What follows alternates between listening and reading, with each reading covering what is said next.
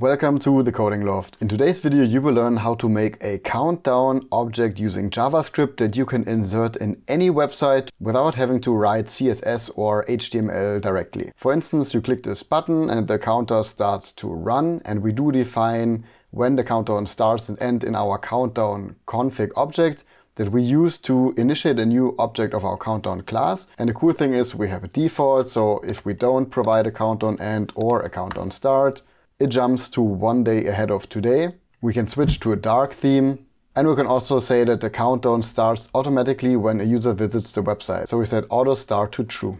And now when I reload the page, you can see that the countdown starts automatically.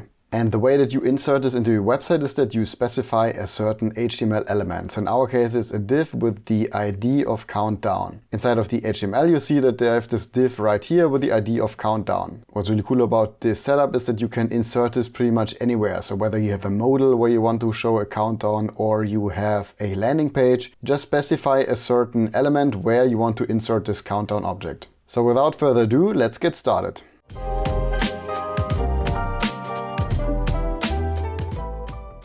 So here's our basic setup. The script is empty.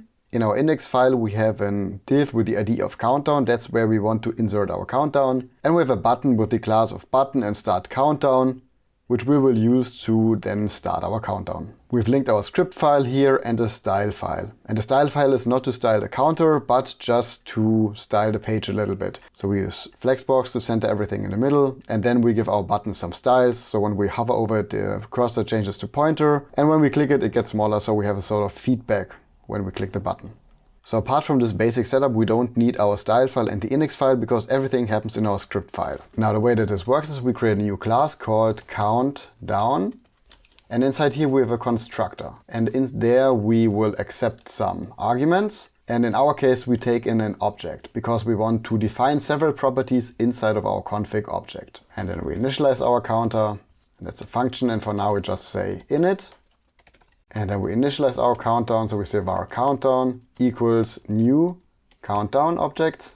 And inside of our constructor, we will call the initialize function, so every time we initialize our new countdown, this function right here runs. So now you can see we have init printed to the console. Again, here we specified it in init method. Here we call this method every time that we create a new instance of our countdown object. And as we create this countdown object right here, it prints init to the console. Now we create a countdown config object where we will specify certain parameters that we then pass into our countdown class right here. So first we need a countdown end, which is a string. We will solve that in a second. Then we have a countdown start, which is also a string where we pass in some date. We want to display our countdown somewhere, so we need a selector where we specify the HTML element.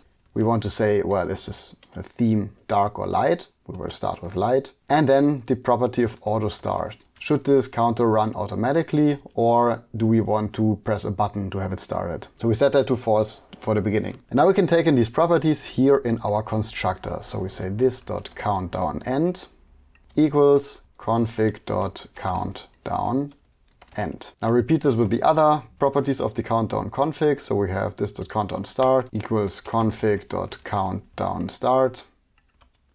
This.selector equals config.selector. This.theme equals config.theme.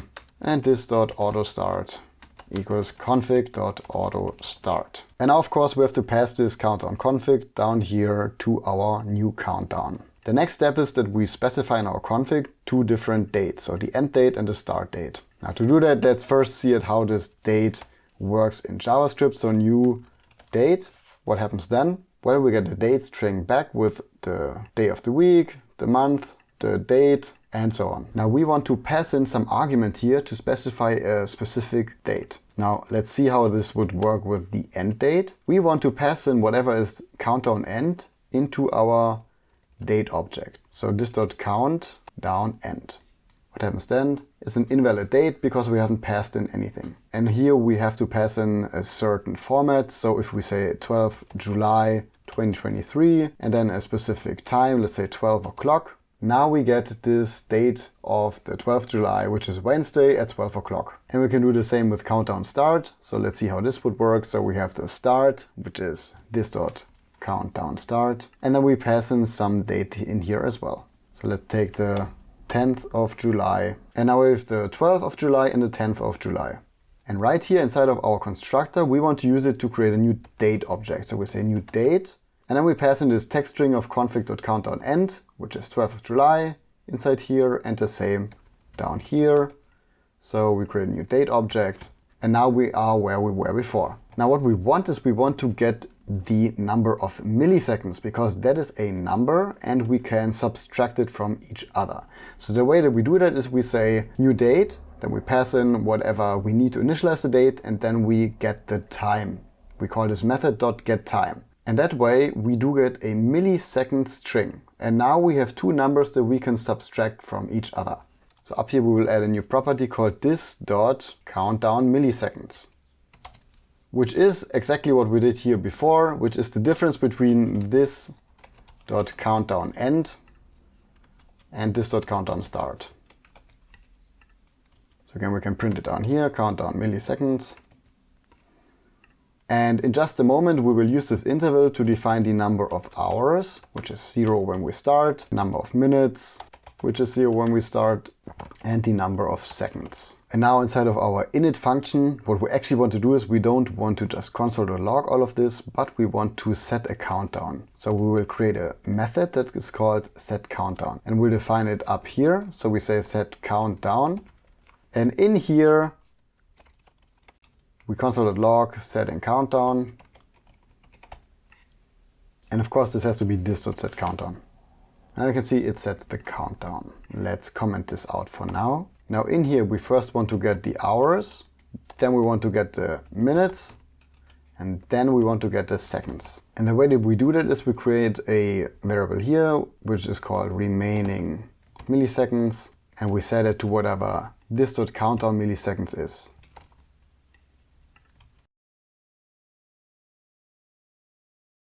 And now we update our this.hours parameter, and we take our remaining milliseconds, which is the entire millisecond string, and we want to divide it. And to get the hours from this millisecond string, we want to say, well, we need to divide it by the number of 60 minutes times 60 seconds times 1000 milliseconds.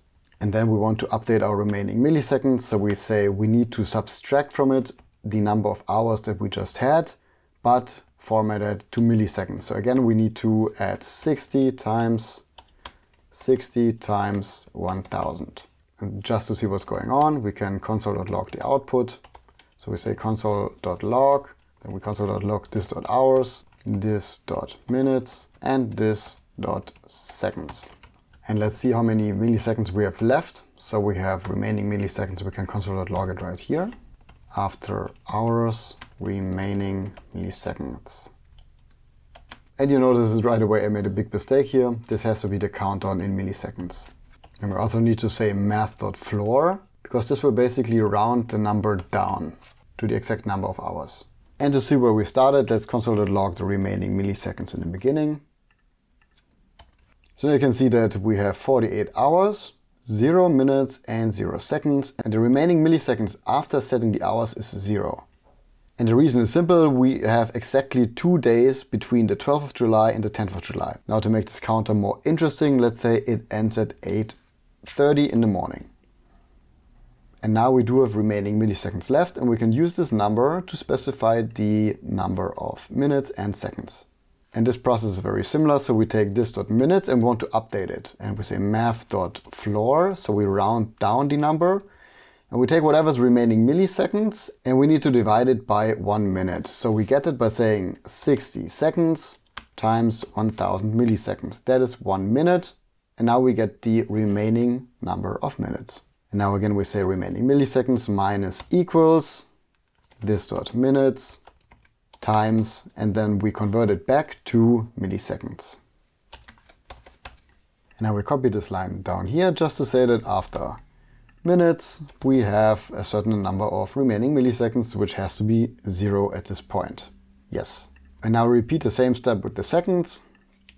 So in here, instead of saying this.minutes, we say this.seconds equals math.floor. And we don't need the 60 right here, and the next one we can just delete it, because we need to convert our remaining milliseconds into seconds. But of course the number is 0, because when we look at our date that we specified, we only specified the minutes and not any milliseconds, so there is no difference in the amount of milliseconds between these two dates.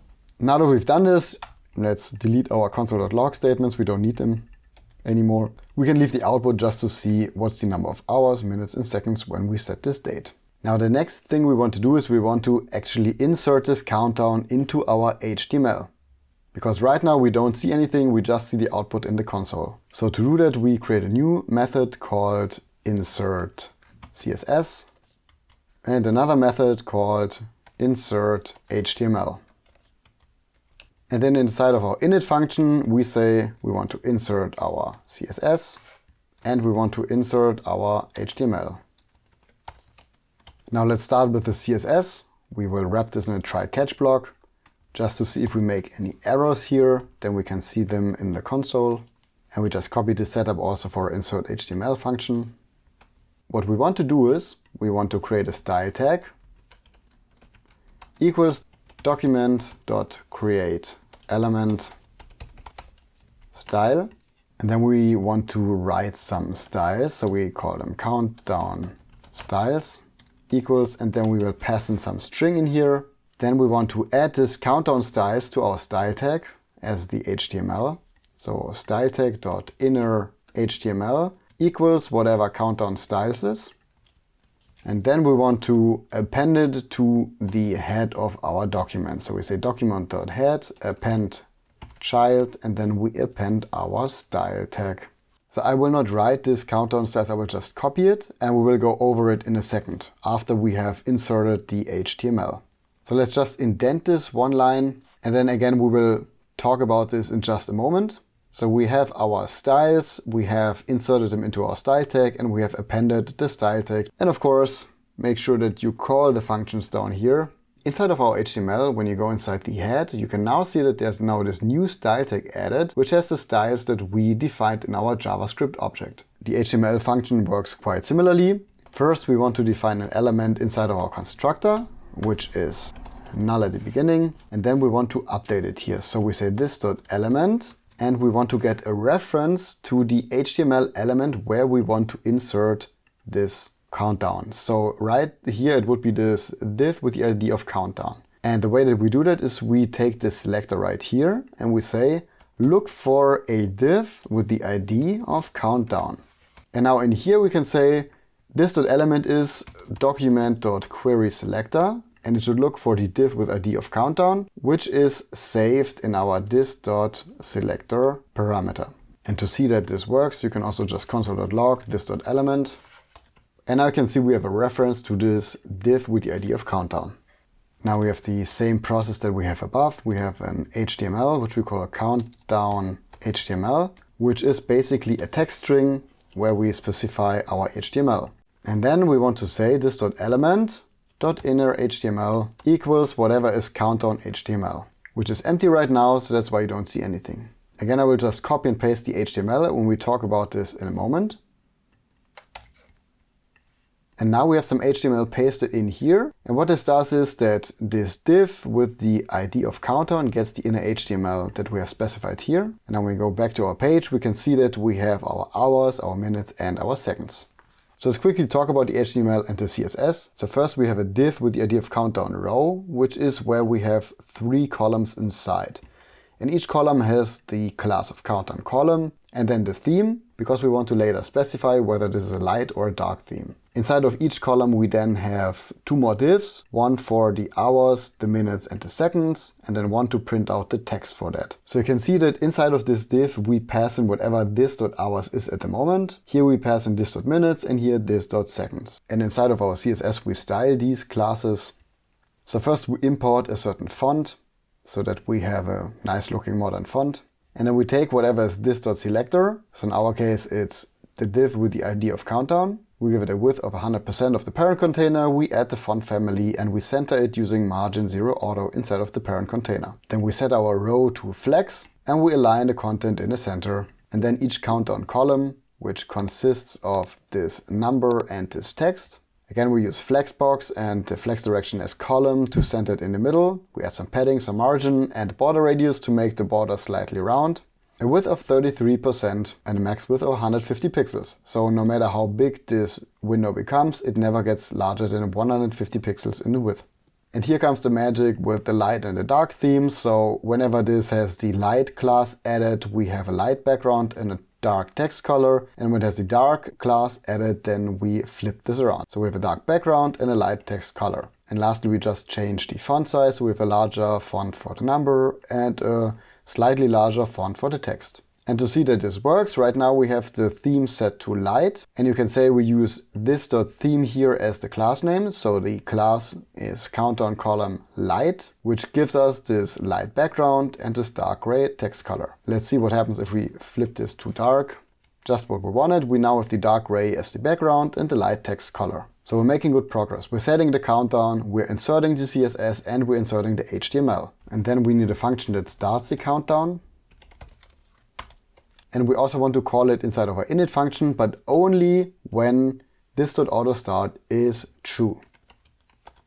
So we say this.autostart when it's true. Then we want to call this.startCountdown. And when it's false, then we don't want to start countdown. So right now we've set it to false, so it won't start when the page loads. So we want to add it to our button. So we have the button, which is the countdown button, and we get a reference to it by saying this.document.querySelector. And this button right here has the class of start countdown. So we select it by saying start countdown.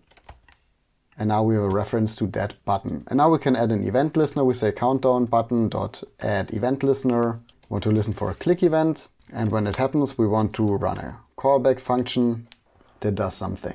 And we basically want to see whatever is this auto start state right here. So how can we start this counter? Well, we need to set some sort of property to start or stop. Up here in the constructor, we define another property called this.countdown running. And we set it to false in the beginning. And now down here, we want to listen to this property. So we take this countdown instance that we have right here, and we say we want to listen to countdown running. Is it true or false? When it's false, then we want to call the function that starts the countdown. And when countdown running is true, meaning the countdown is running. So when we click the button, when the countdown is running, we want to stop it. So we say countdown.stop countdown, which is a method that we have to define in a moment. You can also say here stop countdown, and we will do that in a second. So this.countdown running is false at the beginning. Whenever we call the start countdown function, we want to set this to true, because now the countdown is running. And just for ourselves, let's just console.log starting. So down here we want to check for a certain condition. So the condition is that this.countdown running is true. So we can just write this.countdown running. And we also want to see if there are any seconds remaining. So while we run this function, we need some sort of property that tells us how many seconds are left. And the way that we do that is we create a new property that we call remaining seconds. And if remaining seconds are larger than 0, meaning the counter is still running, then we want to do something. Well, first we need to specify this up in our constructor. So we say this.remaining seconds, and it's whatever this.countdown milliseconds is divided by 1000. So when this is true, when countdown is running and when the remaining seconds are larger than 0, then we want to do something. So we want to run an interval. So we call the setInterval function, and we have a callback function here. That's what we want to do inside of our interval, and every 1000 milliseconds we want to run this interval. So how do we update our countdown? Well, we define 3 more methods that we call change hours, change minutes, and change seconds. And after every iteration, we want to subtract 1 from this.remaining seconds. So this.remaining seconds minus equals 1. And we want to reach 0 at some point. Now in our stop countdown function, we want to stop this interval. So this happens either when this.remaining seconds is 0 or when we press the button once the counter is running. So first of all, let's say console.log stopping. And then we want to set this countdown running back to false, because we've stopped the countdown, it's not running anymore. In order to stop this interval, we need a reference to this interval. And again, we define this inside of our constructor. So up here we have a property called this.countdown_interval, and we set this to null in the beginning. So now when we set this interval, we want to say this.countdown_interval equals setInterval. And now we can stop our countdown by saying clear interval, and we have a reference to our interval by saying, well, we want to stop the interval that is called this.countdown_interval. Because the moment that we initialize this interval, it gets a certain ID, and when we pass in that ID as a reference, it knows exactly which counter to stop. And then we also need to define our method, so change hours, change minutes, and change seconds. And there's one more thing we need to add. Right now we stop the countdown manually by pressing this button. But if the countdown stops because it reaches the end, so everything is 0, then we also want to stop the interval. The way that we do that is that inside of our interval we specify a condition. So if this.remaining seconds is still larger than 0, then we want to copy and paste this, and we want to run, well, change hours, minutes, and seconds, and subtract 1 second. And if remaining seconds is 0, meaning we have reached the end of our countdown, we want to stop it. So we say else, and then in here we call again our this.stop_countdown function. So again, let's summarize this shortly. We have a start countdown function. Whenever this function is called, we set this countdown running to true, which shows us that the countdown is currently running. And then we see, is countdown currently running, and are there any remaining seconds left? If that's the case, we set our interval, and every 1000 milliseconds, so every second, it checks if there are any seconds left. If that's the case, so meaning our countdown is still not at the end, then we want to change hours, minutes, and seconds, and we want to subtract a second. If that's not the case, so if the countdown has come to an end, we want to stop our countdown. And we stop our countdown by calling this.stop_countdown function, which sets this.countdown running back to false, and it clears the interval that we have defined up here. Now we need to define these 3 methods, and then lastly a method to update our HTML. So let's start with the change seconds first. Let's just say console.log changing seconds. And now you can see that change seconds appears every second right here. So what do we want to do when we change the seconds? Well, we want to check something. First of all, we want to see, is this.remaining seconds larger than 0? If this is the case, so meaning that we still have seconds in our countdown left, we also want to check if this.seconds equals 0, then we want to set this.seconds back to 59. Else if this.seconds is not 0, then we want to subtract 1 from this.seconds. Because this.seconds is just a reference for us to display here inside of the HTML. And the thing that's really important is this.remaining seconds variable right here. So we can console.log it, so you can always see how many seconds are remaining. So right now you see that remaining seconds go down every second.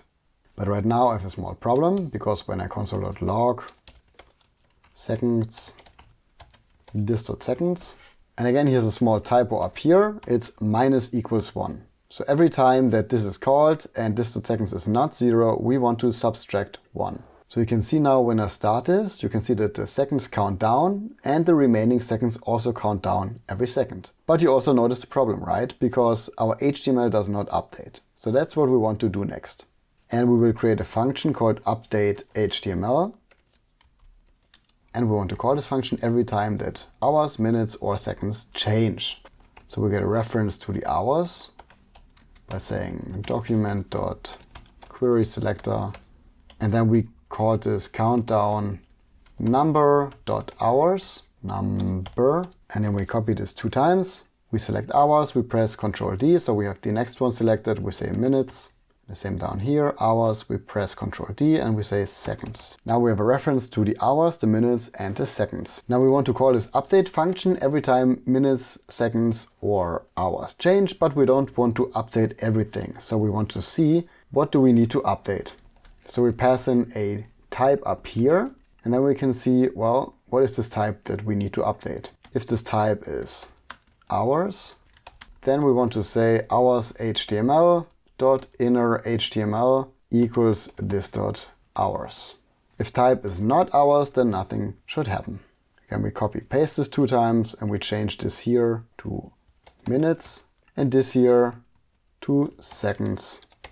And now we have this update HTML function, and now we can call it inside of our change seconds function. So every time this function is called and when this dot remaining seconds is larger than 0, we want to say this dot update HTML, and we want to update only the seconds.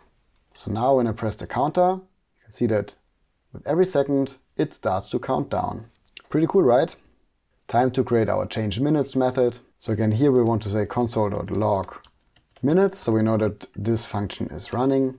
So again, we want to check if the remaining seconds are larger than 0, because if not, then we don't need to update the minutes anymore. And then again, we need to see whether minutes is 0 or larger than 0. If it's larger than 0, then we just need to subtract 1. If it's 0, then we need to jump back to 59.